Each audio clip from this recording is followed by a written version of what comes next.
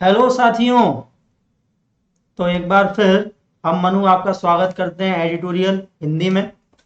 और आज का एडिटोरियल काफ़ी ज़्यादा इम्पोर्टेंट इसलिए भी है क्योंकि कल बहुत ज़्यादा हंगामा हुआ पार्लियामेंट में, और उसी के बारे में आज हम लोग डिस्कस करेंगे। तो ये एक इम्पोर्टेंट भी रहेगा आपके लिए, क्योंकि आपको पता चलेगा कि जो अपोजिशन है वो इतना शोर क्यों कर रहा है, उसने संसद क्यों नहीं चलने दी। और उसके अलावा इससे क्वेश्चन भी बहुत ज़्यादा मिलेंगे, और ये आपके एग्जाम में आने कि इसकी जो पॉसिबिलिटी है, संभावना है, वो भी बहुत ज्यादा है, क्योंकि ऐसे इश्यूज हमेशा रखे जाते हैं।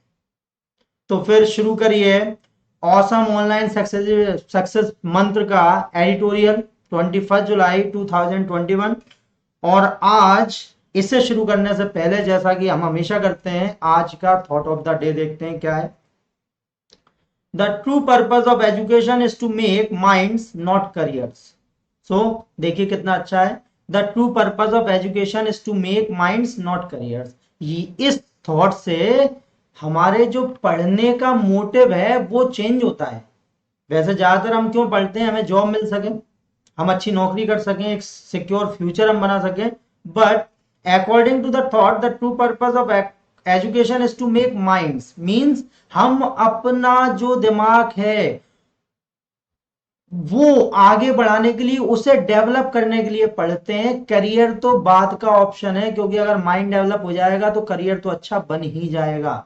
तो इसलिए जब भी आप कोई भी पढ़ाई करें तो ये सोच के उसे आगे बढ़ाएं कि आप अपने जीवन में कुछ सीखने के लिए पढ़ रहे हैं, ना कि आप कैरियर के लिए पढ़ रहे हैं।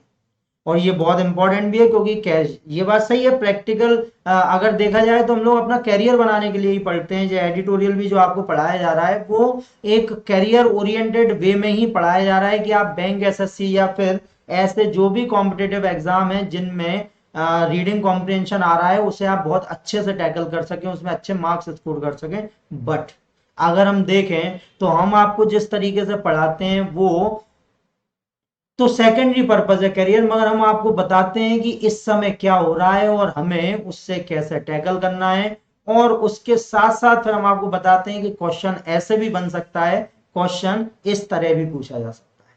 सो the true purpose of education is to make minds not careers. इसलिए लर्निंग के लिए पढ़िए, अर्निंग अपने आप होने लगेगी। हाँ, जॉब आपको बिल्कुल अच्छे से मिलेगा, आप अपने जीवन में बहुत कुछ अच्छा कर पाएंगे अगर आप अपने माइंड को डेवलप करेंगे। ठीक है, तो देखिए कितना अच्छा थॉट था। तो चलिए शुरू करते हैं आज का editorial. Spy in hands on Pegasus spyware issue 21 July 2021 Hindu. The government must come clean on the issue raised by revelation of phone surveillance। तो यहां पे एक जो इंपॉर्टेंट बात आई कि कल जैसे ही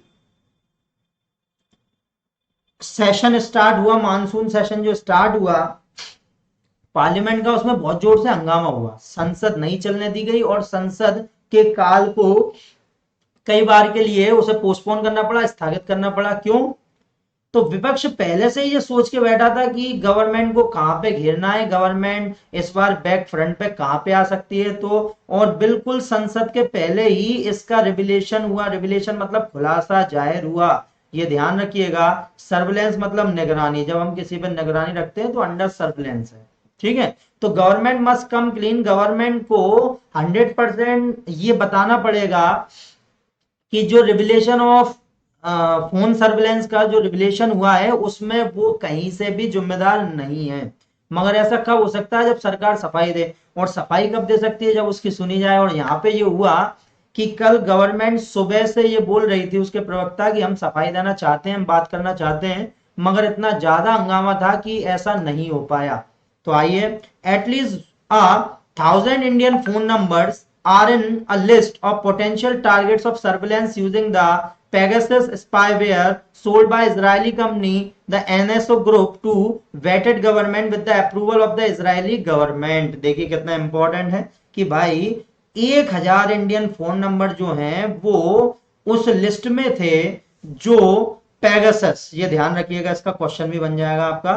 पेगासस जो स्पाईवेयर है, मतलब एक जासूसी सॉफ्टवेयर है जिसे इजरायली कंपनी एनएसओ ने बेचा था वेटेड गवर्नमेंट को। यहाँ पे वेटेड मतलब जिसके बारे में सारी जांच पड़ताल कर ली गई हो। जब आपको जॉब ऑफर होती है और आप अपने डॉक्यूमेंट लगाते हैं तो आपने डीबी डॉक्यूमेंट वेरिफिकेशन का नाम सुना होगा। तो यहाँ पे गवर्नमेंट या कोई भी ऑर्गेनाइजेशन जो आपको जॉब ऑफर करती है वो वेटेड करती है, मतलब आपकी पूरी जांच पड़ताल निगरानी करती है कि आप सही हैं, आपके ऊपर कोई क्रिमिनल ऑफेंस तो नहीं है, आपका एड्रेस आपकी मार्कशीट सब सही है या नहीं है। तो यहाँ पे वेटेड गवर्नमेंट एनएसओ ग्रुप, तो मतलब एनएसओ ग्रुप ने सारी गवर्नमेंट जो जिन्हें भी उसने स्पाईवेयर दिया है उसकी जांच पड़ताल की थी with the approval of Israeli government. मतलब इसमें इजरायली गवर्नमेंट भी शामिल है क्योंकि उसी ने इसे परमिशन दी थी कि हाँ आप ये सॉफ्टवेयर बेच सकते हो। Of these 300 numbers have been verified, इनमें से 300 नंबर को वेरीफाइड किया गया है। ये क्वेश्चन बन जाएगा आपका पूरा का पूरा फर्स्ट पैराग्राफ। इनसे बहुत सारे क्वेश्चन निकलने वाले हैं आपके। 22 phones were subject to forensic analysis by Amnesty International and peer reviewed by University of Toronto Citizen Lab. Of these, 10 were clearly established as being targeted by Pegasus. 8 of the other 12 yielded inconclusive result. तो यहाँ पे 22 जो phone numbers हैं उन्हें subject to forensic analysis by Amnesty International and peer reviewed by university of Toronto citizen. तो इन्हें forensic analysis किया गया है एमनेस्टी इंटरनेशनल और उसे रिव्यू किया गया है। यहाँ पे एक वर्ड आ गया है पीयर, ठीक है। So what's about the peer. अब पीयर का क्या मतलब होता है, ये वर्ब है, इसका मतलब है लुक केयरफुली, मतलब ध्यान से करना। तो रिव्यू किया गया काफी ध्यान से university of Toronto citizen lab. Of this 10 were clearly establish, इसमें से 10 नंबरों का बिल्कुल खुलासा हुआ है कि इनके ऊपर जासूसी की जा रही थी। As being targeted by Pegasus. 8 of the other 12, अब इसमें जो 22 है उनमें से 10 तो हो गए, अब बचे 12। उनमें से जो 12 में से 8 हैं उनके रिजल्ट अभी इनकंक्लूसिव हैं, मतलब अभी नॉट डिसाइडेड है ना, अनिर्णायक है कि हाँ ऐसा हो रहा था या नहीं हो रहा था। द एविडेंस इज स्ट्रॉन्ग, मतलब प्रूफ तो काफी स्ट्रॉन्ग है कि हाँ, क्योंकि भाई 10 नंबर तो बिल्कुल एस्टेब्लिश किए गए हैं कि हाँ पेगासस सॉफ्टवेयर स्पाईवेयर जो काम कर रहा था। And the credibility of these revelation is extremely high. और क्रेडिबिलिटी मतलब विश्वसनीयता, जो विश्वसनीयता है ये जो रिविलेशन हुआ है ये काफी ज्यादा श्योर है कि हाँ ऐसा हो रहा था। Indian citizen were Indeed target of A vicious, abnormal and uncivil surveillance campaign by a government entity, Indian और फॉरेन। तो इंडियन सिटीजन जो हैं उन्हें टारगेट किया गया एक बहुत ही घृणित, abominable and uncivil surveillance campaign by a government entity, Indian और फॉरेन। अब ये पता नहीं चला कि किसने इनकी जासूसी करवाई, गवर्नमेंट ने, गवर्नमेंट की किसी संस्था ने, या तो वो इंडियन या फॉरेन, ये अभी तक नहीं पता चला। The buck stop with the government of India, मगर द बक स्टॉप्स, ये ध्यान रखेंगे हम। तो द बग स्टॉप ये एक पूरी की पूरी फ्रेज इडियम्स है, और द बग स्टॉप का मतलब होता है जिम्मेदारी लेना किसी चीज की, है ना, कि कुछ हुआ है उसके बारे में जिम्मेदारी लेना, और ये काफी ज्यादा इंपॉर्टेंट वर्ड है, ठीक है। तो ये हमने आपको दिया भी है, अगर आप अपने उसमें देखेंगे तो वहां पे आपको ये मिल जाएगा, ठीक है। तो stop with the government of India instead of coming clean and explaining what it intends to do protect citizen. और यहां पे अब instead of coming clean and explaining, मतलब अपने आप को साफ कर, मतलब अपने आप को निर्दोष बताना और एक्सप्लेन करना कि आप सिटीजन की सुरक्षा के लिए क्या क्या कर रहे हो। गवर्नमेंट ने इसके अलावा जो एक बड़ा ही गंदी एक वक्तव्य वो दिया, the government of India has fallen back on a disingenuous claim that no illegal surveillance is possible in India। तो उसने सीधा बोला कि भाई इंडिया में कोई भी कानून के विरुद्ध सर्विलेंस करना पॉसिबल नहीं है, जबकि ऐसा तो हो रहा है। तो यहां पे सरकार की विश्वसनीयता पे सवाल आए कि सरकार को इस समय ये बोलना चाहिए था कि एक तो उसे ये बताना चाहिए था कि हम इसमें इन्वॉल्व नहीं है, और दूसरा उसे ये बोलना चाहिए था कि वो क्या कर रही है ऐसे कंपनियों से निपटने के लिए या फिर अपने नागरिकों की पर्सनल लाइफ को सुरक्षा देने के लिए। उसने एक घिसा पिटा सा जवाब दिया कि भारत में ऐसा मुमकिन नहीं है। There are legal provision for intercepting communication and accessing digitally stored information in the interest of national security and public safety। Bharat में केवल प्रोविजन ये बताया गया है कि अगर आप इंटरसेप्ट करना चाहते हो, मतलब कम्युनिकेशन को रिकॉर्ड करना चाहते हो, उन पर सर्विलेंस करना चाहते हो, तो उसके लिए नेशनल सिक्योरिटी या पब्लिक सेफ्टी का जब इशू होगा तभी आप ऐसा कर सकते हो, अदरवाइज कोई सरकार ऐसा नहीं कर सकती। केवल फोन टैप उन्हीं के किए जा सकते हैं जिन्हें सरकार को बिल्कुल 100% श्योर है सरकार उसके प्रति कि ये आतंकवादी गतिविधियों में लिप्त है, या फिर ये डॉक्यूमेंट बेच रहा है, या फिर कुछ और गलत काम कर रहा है जिसमें पब्लिक सेफ्टी और सोशल सिक्योरिटी या फिर देश की आंतरिक सुरक्षा की बात आ रही है। तो वैसे तो हम कर नहीं सकते हैं, तो ये यहाँ पे है नहीं बिल्कुल भी, क्योंकि जिन 10 नंबरों का इस्टेब्लिश किया गया है रिलेशन की उनकी सुरक्षा हो रही थी, उनमें से कोई भी ऐसा नहीं है। The capture of a hand held machine by Pegasus turns that into a real time spy on the target who can be watched over and followed every step। अब यहाँ पे the capture of a hand held machine by Pegasus turn into a real time spy on the target who can be watched over and followed every step. और यहाँ पे केवल जो Pegasus की machine है उसने वो मशीन नहीं, एक ऐसा जासूस है जो व्यक्ति की हर काम पे नजर रख रहा है, क्योंकि उसके फोन पे अगर वो एक्टिव है तो वो उसका हर स्टेप देख रहा है। क्या कर रहा है? हर स्टेप देख रहा है। This surveillance is total into their private and intimate lives which have no bearing on any public interest। और यहाँ पे जो सर्विलेंस है वो केवल प्राइवेट, मतलब उनकी पर्सनल और इंटीमेट, काफी ज्यादा वेरी वेरी पर्सनल लाइफ्स के ऊपर है, इसका लेना देना नहीं है। नो बियरिंग मतलब कोई रिलेशन ना होना, उसका रिलेशन नहीं है किससे? किसी भी पब्लिक इंटरेस्ट से। तो जिन लोगों की जासूसी की गई उनकी जासूसी केवल इसलिए की गई क्योंकि कोई सरकार या कोई और जो संस्था ने पेगासस को हायर किया था इन लोगों की जासूसी करने के लिए, वो केवल उनकी पर्सनल और इंटीमेट लाइफ के बारे में जानने के लिए की गई है, जिसका देश की सुरक्षा से कोई भी लेना देना नहीं है। The cohort of people who were potential target, journalist, politician, probably a supreme court जज and formal election commission.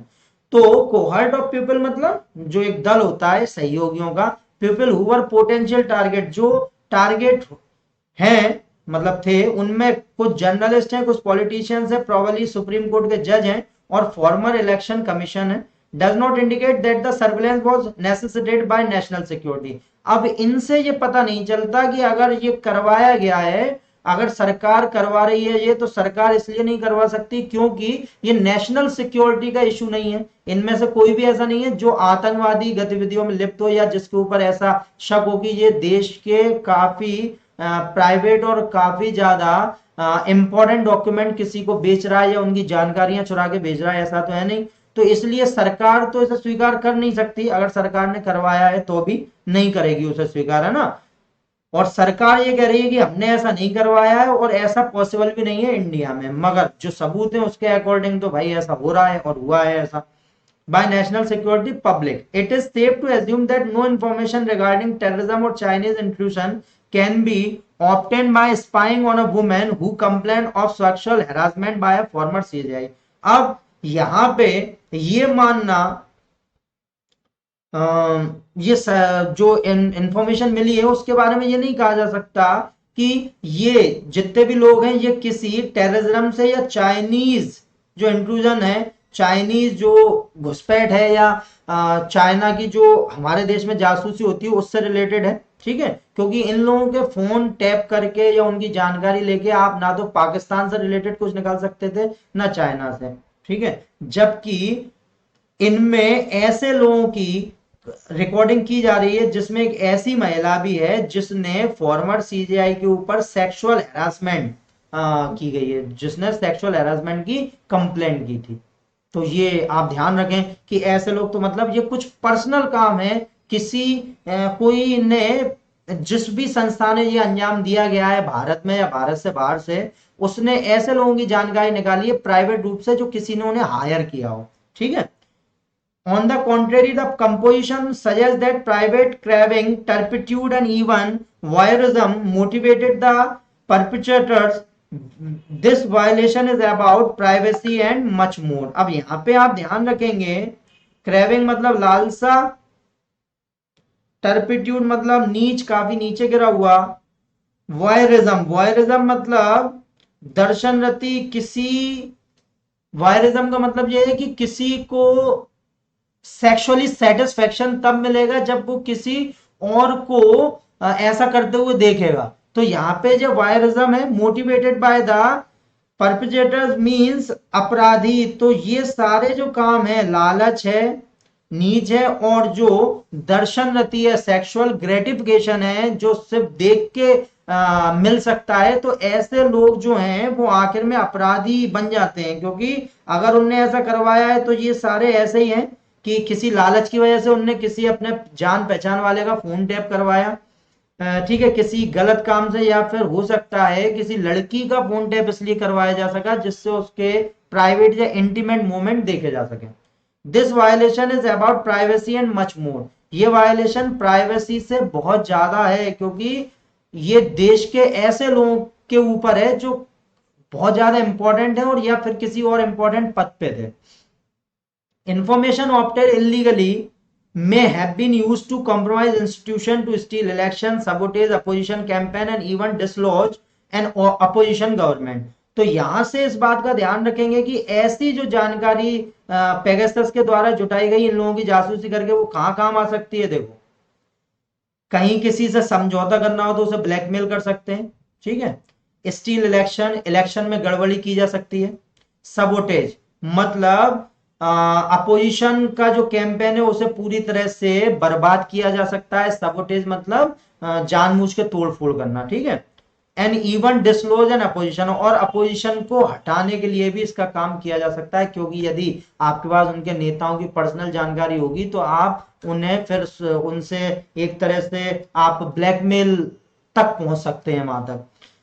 That the accuse in Bhima Koregaon case had their computer breached by unknown entities to plant evidence that the prosecution is now using against them is notable and is concerned. तो भीमा कोरेगांव जो case हुआ था उसमें जो computer थे उन्हें अज्ञात लोगों के लिए तोड़ दिया गया था, जिससे ये आरोप लगाए जा सके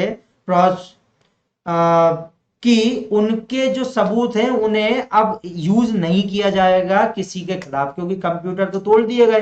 तो ऐसे माहौल के लिए भी ये जिम्मेदारी होती है, क्योंकि आपको पता है कि किसके पास कौन सी चीजें हैं और आप कैसे उसका फायदा उठा सकते हो। The state agencies can trample upon the lives of citizens in such manner while elected representatives plead ignorance is unsettling for a democracy. और यहाँ पे स्टेट एजेंसी जो है वो ट्रैम्पल मतलब कुचलना या अपमान करना है ना। ट्रैम्पल का मतलब या तो कुचलना होता है या अपमान करना होता है।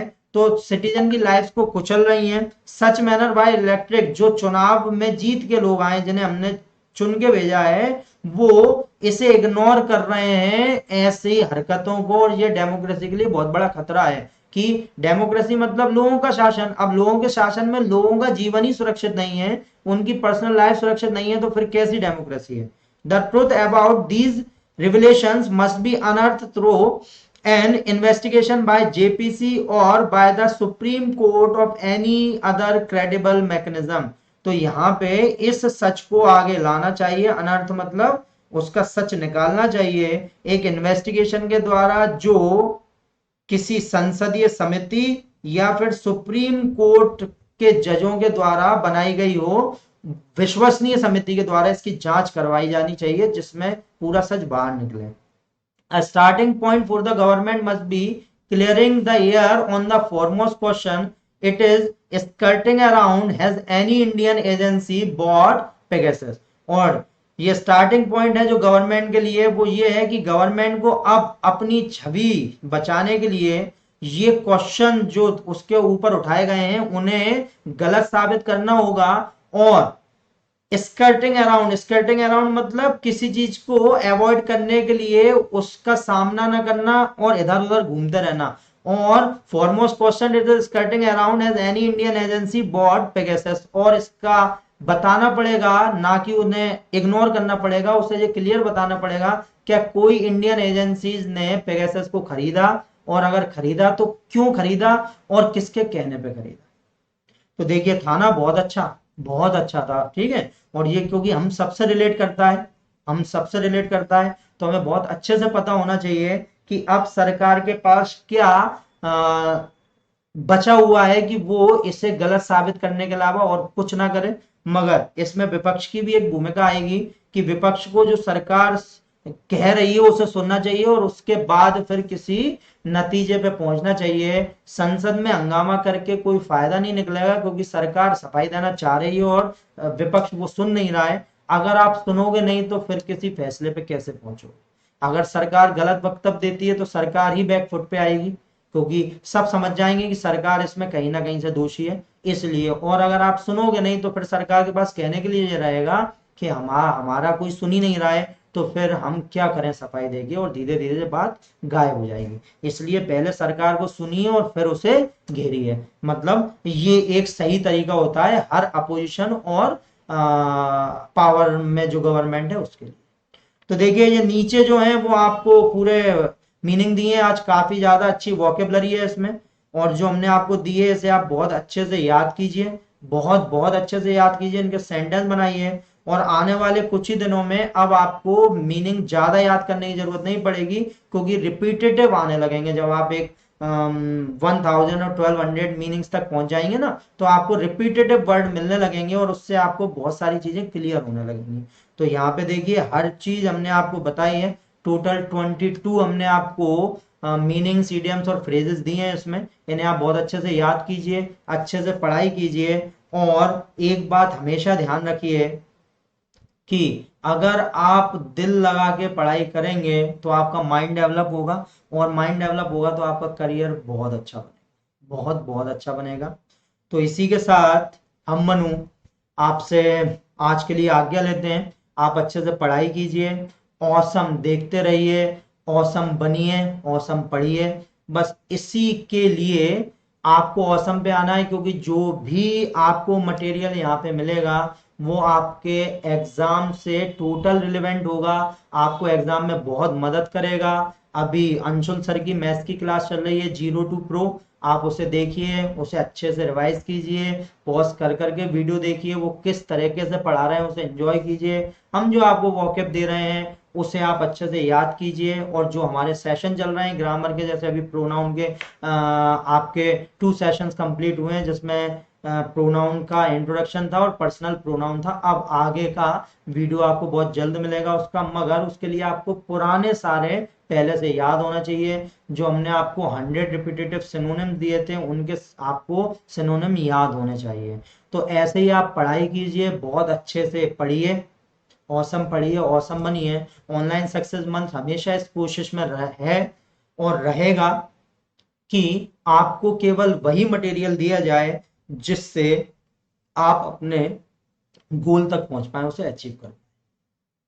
सो पढ़ते रहिए, बढ़ते रहिए, and most important, most important, हंसिए, हंसाइए और अपने आसपास खुशियां फैलाइए, क्योंकि ये समय दोबारा नहीं मिलेगा। हम लोग इतनी बड़ी परेशानी के बाद स्वस्थ हैं, अपने परिवार के साथ हैं, ये एक बहुत बड़ी बात है।